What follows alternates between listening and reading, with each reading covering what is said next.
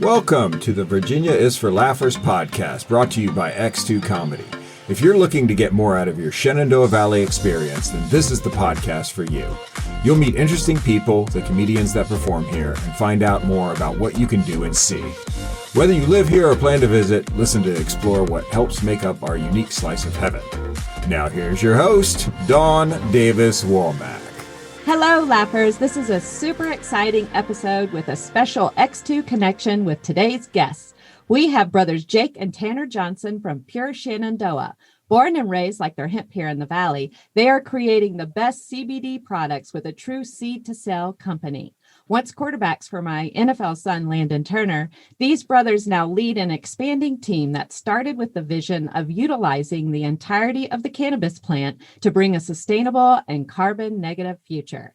By educating communities and building a positive culture, they plan to make an impact that supports the generations to come. They believe in serving everyone a dose of goodness for a lifetime of wellness. Welcome, Jake and Tanner. Glad to have you both on today. Hello, hello. It's a pleasure and an honor. Thanks for having us. So excited. I know, this is so cool. I love our whole family connection, and I can't wait for people to hear about what you guys are doing at Pure Shenandoah.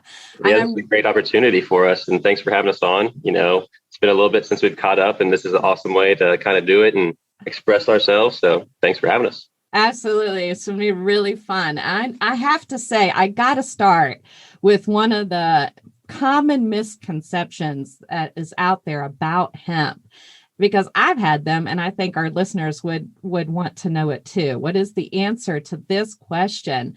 Is hemp the same thing as marijuana? And what is the difference exactly? Yeah, so like you said, that's a huge question that everyone seems to have. And it's because, throughout the past decades, that information hasn't really been clear. It has been a little bit misconstrued. So it makes perfect sense that people are a little, uncertain about that. But there is a huge distinction. Both are coming from the cannabis family. One is bred to have a little more THC, being marijuana, and then hemp has very, very trace amounts of THC, meaning less than 0.3% THC, which technically makes it hemp. Now, hemp even can get broken down into two other categories, being the cannabinoid side, which is the CBD that everyone knows and loves, that medicine that provides so much quality and medicinal help for people. And then the industrial side, which is the fiber for sustainable packaging, paper, clothing, rope, things that people have known, for hundreds of years. So that's kind of the very simple way to put it. It does get kind of cloudy, but I think that's the easiest way to kind of say it. Okay, great. And I'll say this too, on our YouTube channel that we recently came out with, we have a video that actually addresses this. Abner, one of our brothers, does a great job of breaking that down. So you guys can also view that too. Okay, that sounds good. And Laughers, if you're hearing a little reverb, they're actually in their facility. It's a factory. It's a huge place. So just bear with us a little bit, and that'll explain what's happening. But I can't wait to go see it in person. It looks really cool here on Zoom, just have to say. All right. Yeah, bear with us, guys. Yeah. Yeah, bear with us. This is really great. Does Pure Shenandoah hemp extract contain THC? So yes, very, very small amounts. Of course, non-psychoactive. So that's the other big thing when it comes to THC, marijuana, and CBD coming from hemp, is that CBD does not have that psychoactive property to it because of the teeny amount of THC in it. Yeah, so we utilize a full spectrum product, which means we have all the cannabinoids and the terpenes that are naturally occurring as we grow this stuff too. So we have those cannabinoids and terpenes that work great together, but in the legal threshold of under that 0.3% THC. Okay. All right. We're actually looking at coming out with, a couple different product lines addressing some of these things too, because some people want no THC. And if their job, tests for cannabis, having a THC-free product, there will be versions of that, but we believe that all the cannabinoids working together offer a better, higher quality products. But of course, we will address that with other products too. Oh, that's a great segue into the next question. So what is your extraction process then? Yeah, so here at Pure Shenandoah, we utilize CO2 extraction. In our opinion, it's the cleanest way to keep a full profile of the plants. It's a very it's a gentle way of extraction. We're able to keep the cannabinoids and terpenes throughout the whole process. Then we go through a refinement process where we're taking out some of the plant material, the fats and lipids, but we utilize these different types of refinement processes and formulate. We have a chemist on staff, Grant Kaiser, another Harrisonburg guy that we have on the team. He does a great job for us. He does a lot of the formulating, and he has tweaked it to where we're able to use these different extracts for different products and utilizing them for a high quality product. Wow, that's an impressive process. Mm-hmm. Yeah, it gets very complicated too. And again, some of that will be addressed on some of our YouTube channel too. If you guys want to nerd out and get into the nitty gritty details of that stuff, we'll make that available. Okay, great. Now, I think your personal journeys and experiences that led you to your business you have now are quite extraordinary. So I want to talk about that a little bit. This Pure Shenandoah is a family-owned business, and you all come from a big family. How many siblings do you all have, and how many of the family members are involved? Yeah, so, we get it all the time. Anyone who knows the Johnsons knows us having a big family. So, I have 4 brothers and 4 sisters, meaning there's 9 total. Our mom was the oldest of 7. So having that big family is kind of all we know. It's definitely what we're used to, and we wouldn't change it for the world, that's for sure. Yeah, the age range goes from, Drew, 32 years old, down to our baby sister, Hollis, who's 6. I think she just graduated from, was it preschool or? Oh my gosh, baby Hollis is in oh my gosh. Well, kindergarten or whatever graduation. She goes down to school in South Carolina down there now. So, their setup is a little bit different than what we had here in Virginia. But they're doing great down there. And then she just graduated. But our family dynamic is crazy. Like Tanner mentioned, I wouldn't trade it for the world. Yes, I love your family, and I love your mom. Your mom, your mom. Yeah, shout out to Christine Johnson.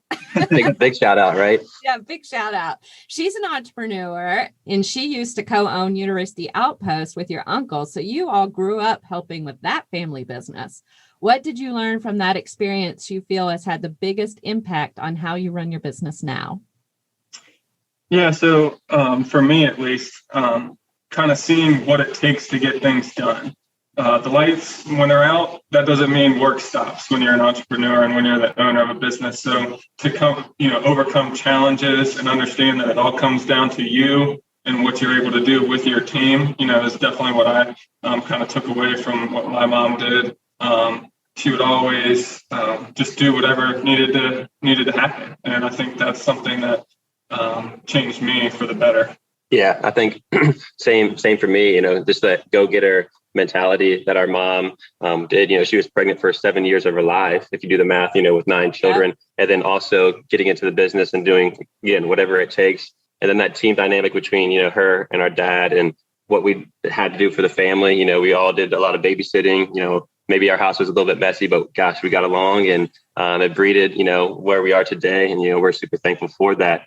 And to kind of touch back on the question too, I think originally when we asked, how many of us are involved in the business currently, we have the 4 brothers. So it's Tanner, myself, Abner, and Talbot. We have Drew out here. He's up from South Carolina, staying with our aunt. He's going to be kind of part-time in Harrisonburg in South Carolina.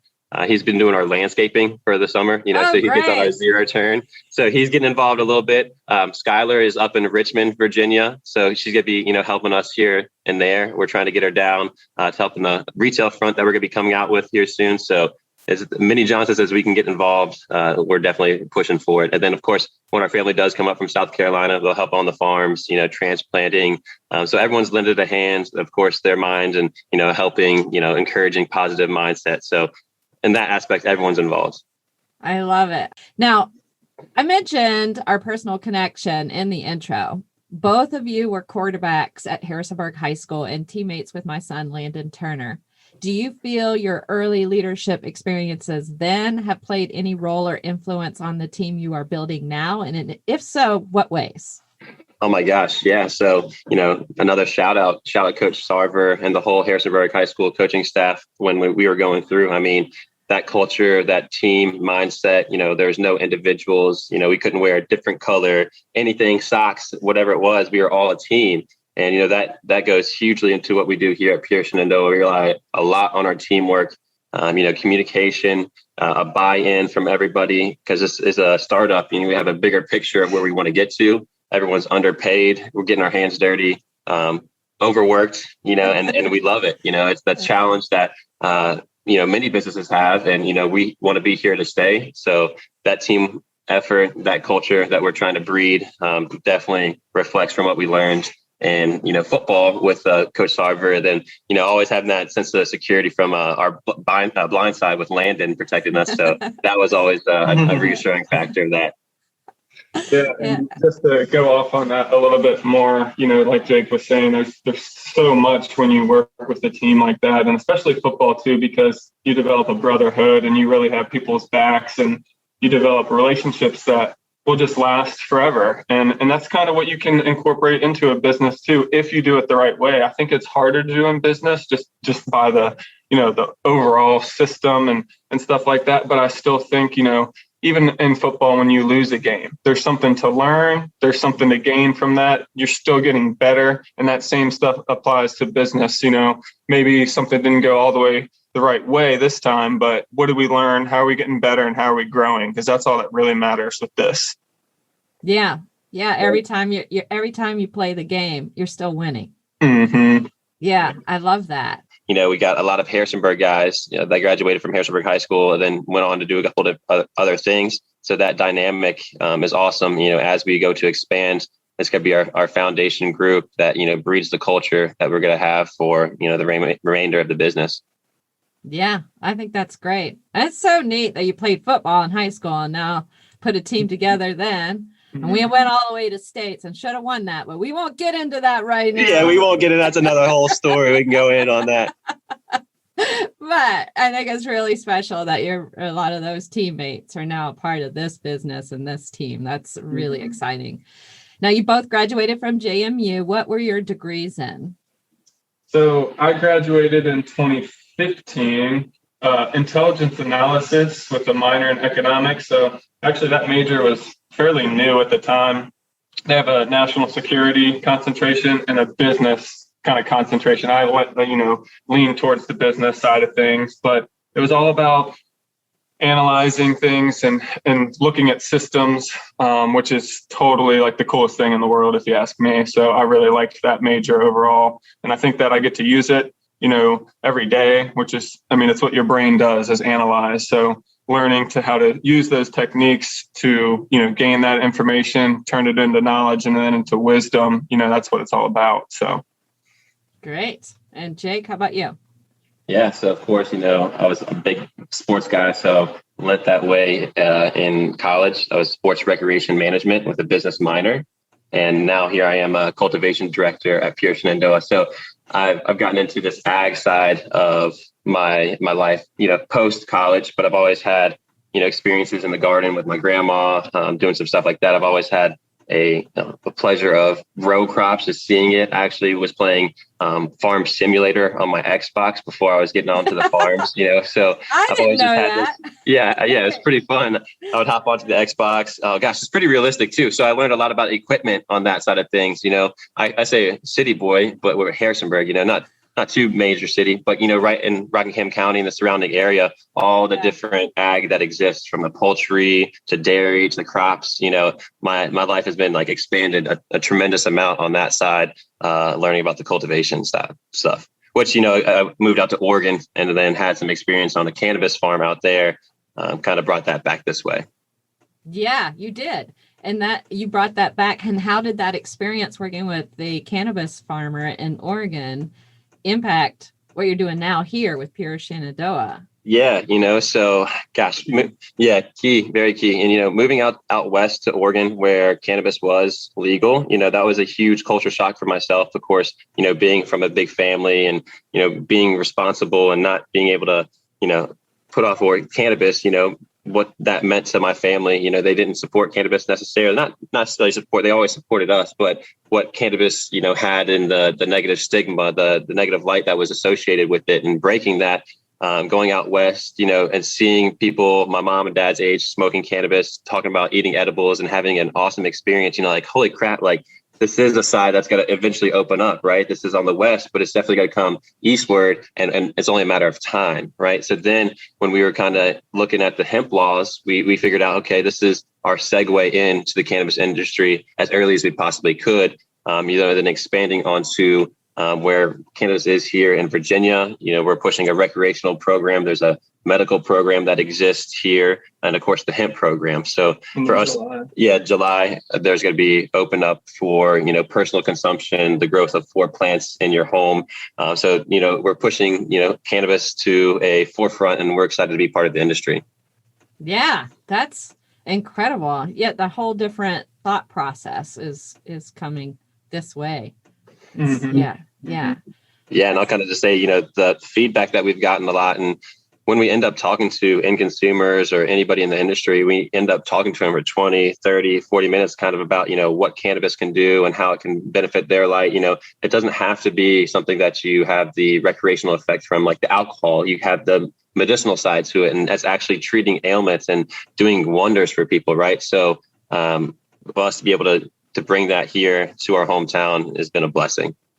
Yeah, I think so too. There's many aspects of running a business, and you both bring some unique experiences that complement each other. And Tanner, you were after you graduated from JMU, you were in finance management, used car sales. Can you talk about that experience and how you feel that role has played a part in what you're doing now for Pure Shenandoah? Yeah, so, I was there for a real quick, almost 4 years, and I learned a ton along the way. I had the privilege of kind of learning each aspect of the business, kind of learning how that system came together. So originally, all I was doing was buying cars for the dealership to resell. And then I moved into the used car management role where I got to actually, buy inventory, sell it, move it, market it online, get with some of the advertising stuff with Jake. So little did I know I was kind of paving the way to learn different parts of the business. Then I got into the finance side, which of course you have to know with the business. Without that, it doesn't matter how much money you're making if you're spending it all too fast. So you've got to know what you're doing.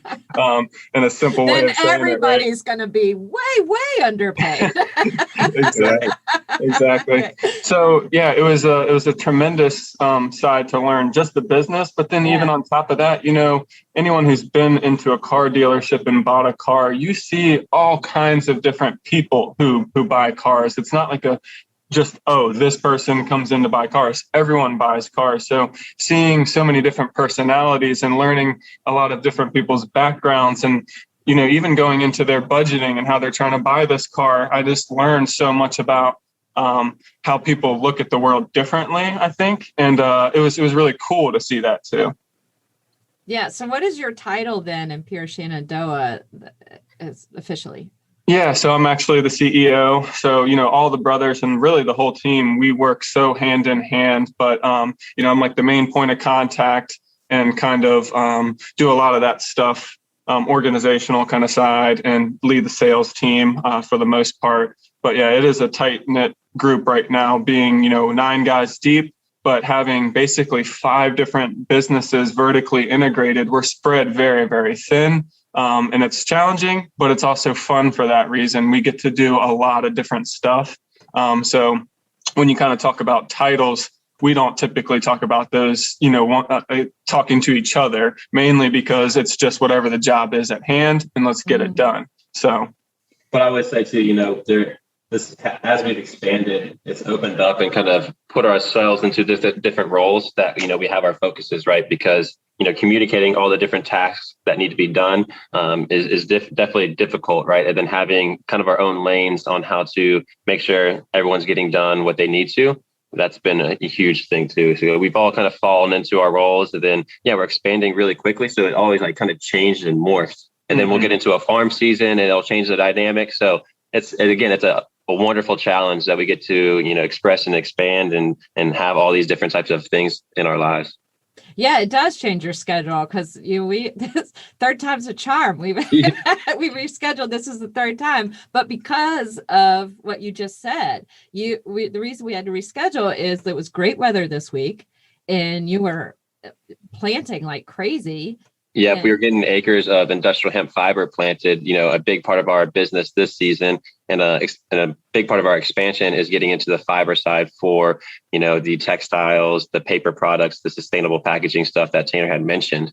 And a lot of people think about the cannabinoid side. Not too many people know and understand the industrial side to it. And it's where we can get a lot more farmers involved. And of course, here in the Shenandoah Valley, farmers are looking for different ways to kind of supplement income, and hemp is a great alternative to that. I believe in our climate. Our founding fathers grew hemp here, and they say, Virginia was the breadbasket, or the Shenandoah Valley was even the breadbasket of the colonies because of all the weed production and actually this hemp production too. They found a lot of these hemp stones in these mills, and that's how they knew that we grew a lot of hemp in this area too. So, the rich history is here. We're kind of just bringing it back to light.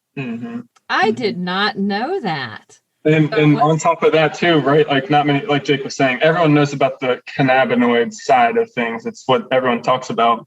No one is really doing the fiber side of things. There's a handful of groups throughout the country, so for us to be kind of tackling the cannabinoids being CBD and eventually THC soon and all the other ones, but also to do the fiber, that even puts us in another realm of special, if you ask me. And again, it's just adding a lot to our plate, but, we're ready to go after it. Yeah, you have 250 acres now that you've planted. So we're working with, over 25 different farmers here in the Shenandoah Valley, expanding out into Orange County a little bit. Culpeper, we have some acres out there. And so we're going to be totaling right around 500 acres of industrial hemp fiber production. And then for the cannabinoid side, we're around 15 acres. So we've done a lot. So our first year we grew 1 acre. Our second year we grew 30 acres, 15 of CBD production, 15 industrial hemp. And then now this season over 500 plus, so we've been busting butt on the cultivation side and, helping profile farmers to have success with the hemp crop, because if you're in the hemp industry, you know that not everyone had success. In any new venture, there's a tremendous amount of risk. And what we did and position ourselves to be able to, optimize and find it, like pivot in the different types of industries to be able to sustain and survive this industry.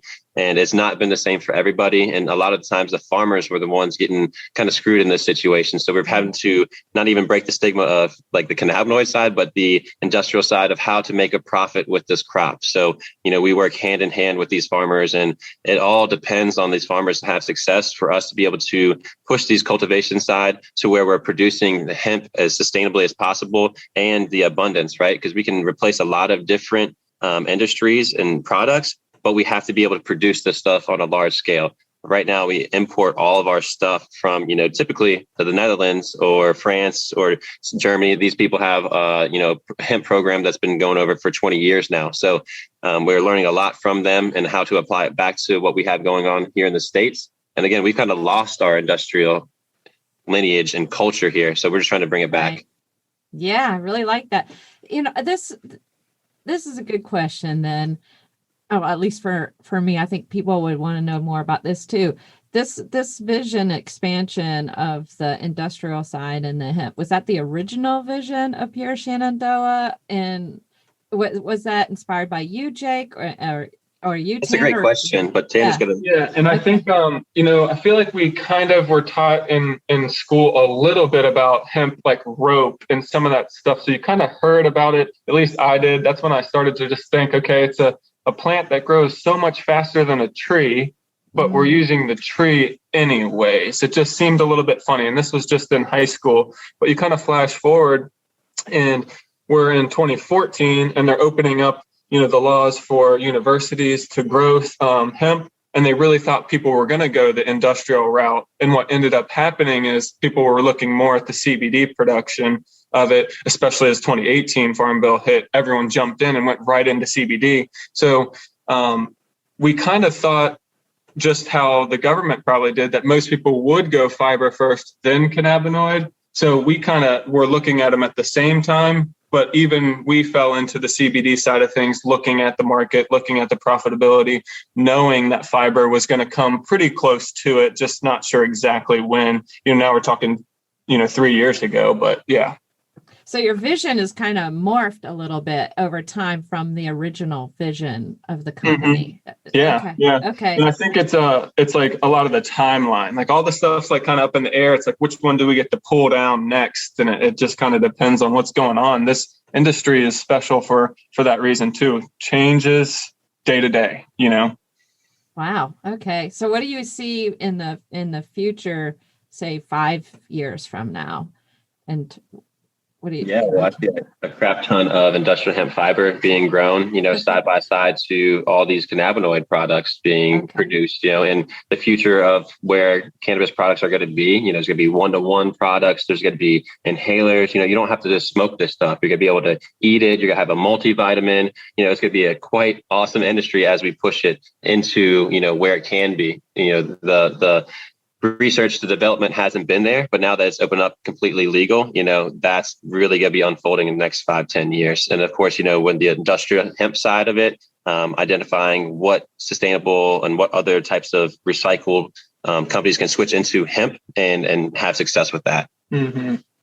Okay. So we see hemp, kind of not taking over, but really taking a decent amount of market share of raw materials that are just less sustainable in general. Because of this plant and how powerful it is and how we can grow it, it just makes so much sense to utilize it that these other ones just, it doesn't make sense. So until that switch happens, and that comes with the markets, and there's other things too, of course, but growing enough to sustain the markets is the very first thing. Yeah. And there's this cool thing, with the new administration pushing carbon credits through the USDA and hemp being a superior crop at sequestering carbon. So we're looking at rotations, implementing hemp with other crops to drop this overall, carbon positive footprint that we have here in the world. And so reducing the overall carbon emissions with hemp is another big factor where we see the next 5-10 years. And Elon, he actually just started a little grant. I'm sorry, who started? Elon Musk. Oh, Elon Musk, yes. $40 million to see who can get the best technology to reduce carbon, and sequester carbon out of the air. And it's interesting because we're looking at that program like, I think we can reduce a bunch of carbon out of the air. And it's funny because our technology is cultivation. It's not like some kind of machine that goes up in the air and just gobbles up, you know what I mean? It's which might be what he's kind of thinking might happen, but we'll see. That's just something that we've looked at and of course is kind of out there, but we go after anything that falls in line with what we're already trying to do anyways. Yeah. Well, this is kind of cool.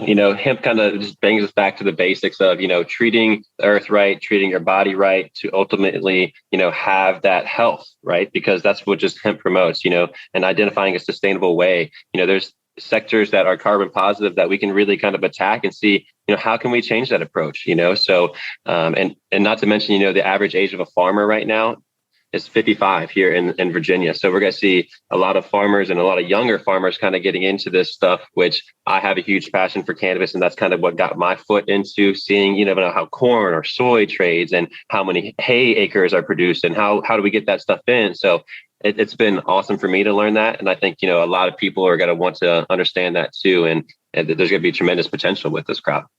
I think so too. I want to hear more about the benefits health-wise of your products. Can you talk about that a little bit?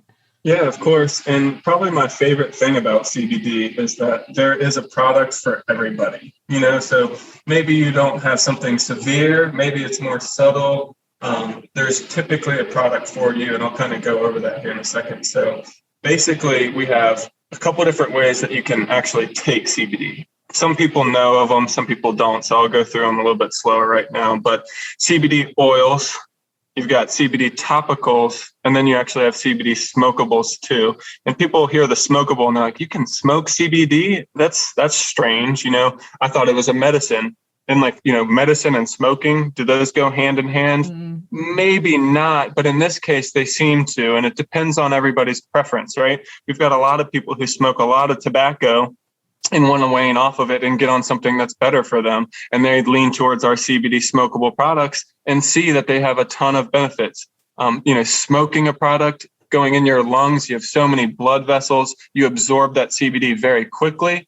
and can have a number of benefits to you. So the number one benefit of CBD is its anti-inflammatory properties, which people just love. It can lower your blood pressure, and then also it can attack certain ailments specifically. So I'll go back real quick, and I know I'm going over it kind of fast now, actually, but the oils, so we've got an oil for anxiety, and it's also really good as a sleep aid.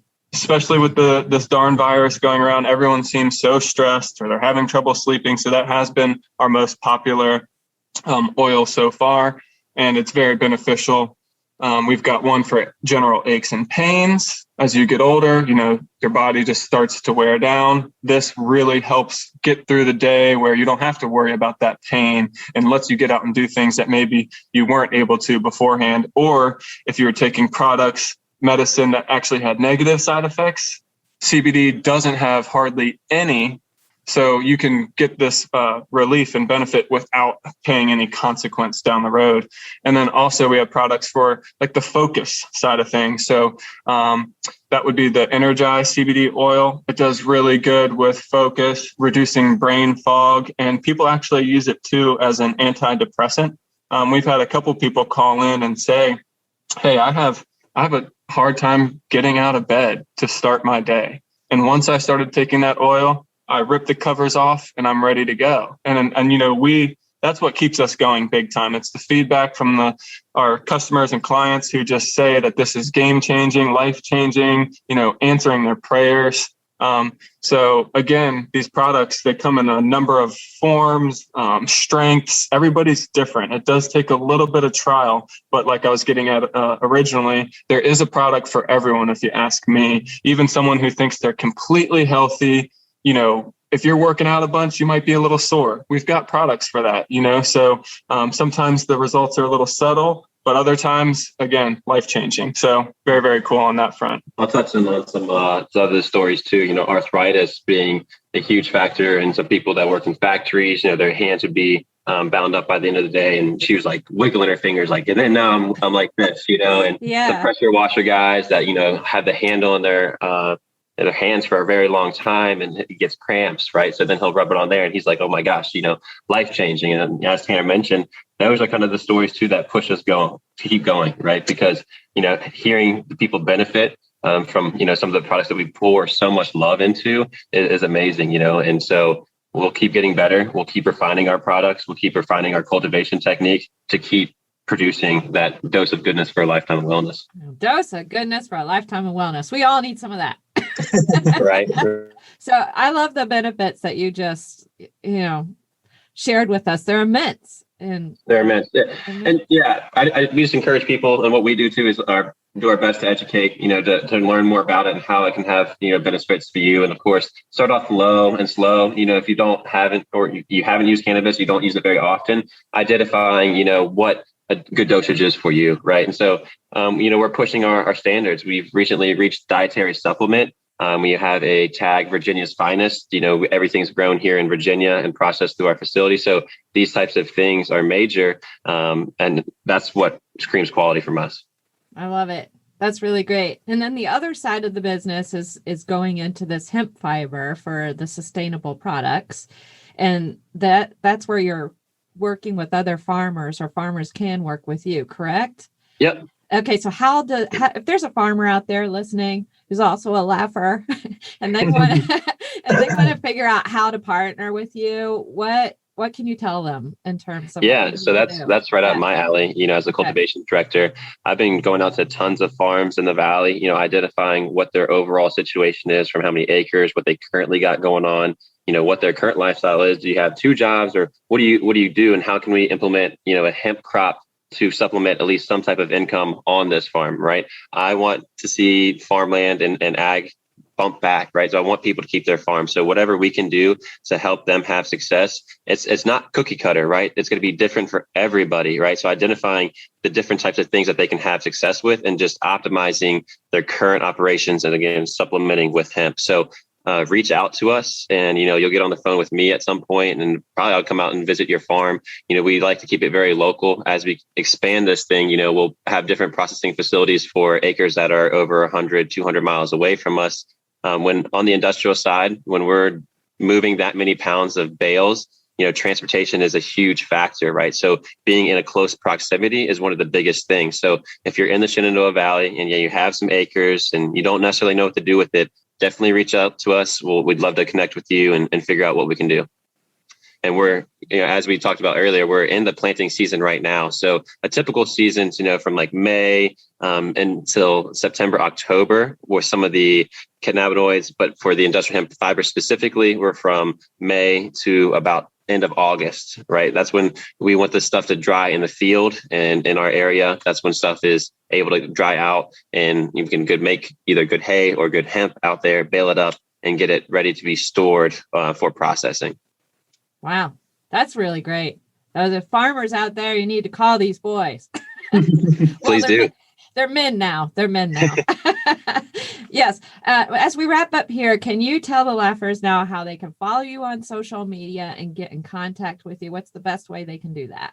Yeah. So, we're really going to start pushing social media pretty hard. Again, we had so many different roles and responsibilities. Social media and marketing kind of falls under my role, but I would say I've been lacking a little bit. We haven't been getting up as many posts as I would like, but we have Instagram, Facebook. We recently came out with a YouTube channel, LinkedIn. All of these accounts are Pure Shenandoah.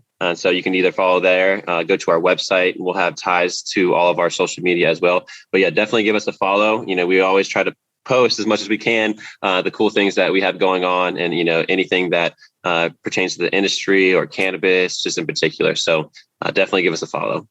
That sounds really good. And Laughers, we'll make sure that all their contact information is also in the show notes so you can find them there as well. Thank you guys. This has been really great. It's super, super pleasure time to hang out with both of you today. Always a blessing to be with any of the Johnsons in my book. Thank you so much. Yeah, thanks for that awesome opportunity. You're doing big things, and we're excited to keep following and see where this thing goes. Yeah, we all need to laugh more. So this is the right kind of channel to have, right? For sure. Absolutely. It's time for us to all get back out there in the world and, enjoy life and get all that wellness, all the doses of wellness between laughing and the CBD oils at Pure Shenandoah. Am I right? You're exactly right. Exactly right. Well, thanks again, guys. And lastly, and most importantly, thanks for tuning in, Laughers. Out of all the podcasts out there, you picked us, and we think that's pretty special, just like you. Until next time, keep smiling. Bye.